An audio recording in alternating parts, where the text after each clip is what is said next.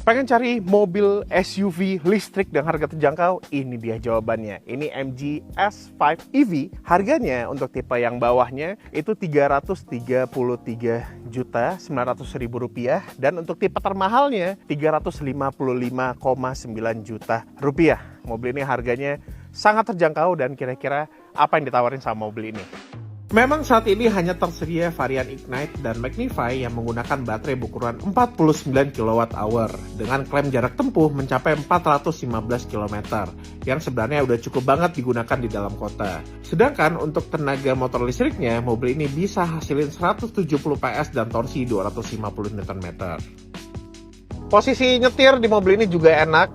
Setirnya itu tilt teleskopiknya bisa luas banget pengaturannya, joknya pun juga bisa diset rendah banget, jadi untuk beragam postur bisa cocok nyetir mobil ini.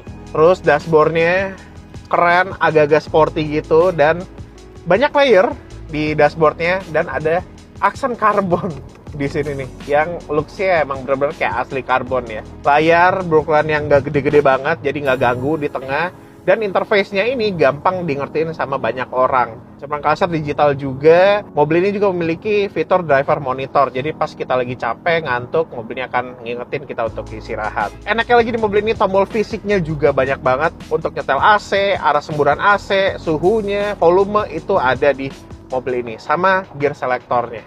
Gear selectornya tipe puter, yang praktis banget kalau misalnya digunakan. Oh ya, sama ADAS-nya. Di mobil ini ADAS-nya juga lengkap. Udah pasti ada adaptive cruise dan juga lane keeping assist, jadi lebih praktis dan mudah nyaman pas ngelewatin jalanan tol seperti ini. Dan enaknya juga di mobil ini, legroomnya luas, headroomnya juga aman banget. Di sini ada armrest lengkap dengan 2 buah cup holder. Dan gimana untuk bantian suspensinya? Mobil ini ketika ngelewatin jalan yang nggak rata di kecepatan rendah itu emang berasa lebih kaku. Tapi ketika ngelewatin jalanan yang tol, walaupun jalanan kita bumpy ya, bantian suspensinya juga berasa pas.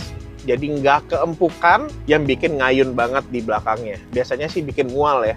Nggak hanya cukup luas untuk penumpang, area bagasi mobil ini juga cukup besar. Bahkan bisa memuat 3 koper berukuran medium seperti ini. Nah, untuk desain, eksterior MG S5 EV ini cukup agresif terutama di bagian depan dan juga belakangnya. Karakternya juga masih mirip dengan MG4 EV walaupun mobil ini sebuah SUV dengan desain samping yang agak pipih dan juga atap yang nggak terlalu tinggi. Gimana nih? Dengan harga yang terjangkau, kira-kira mau ganti mobil listrik nggak?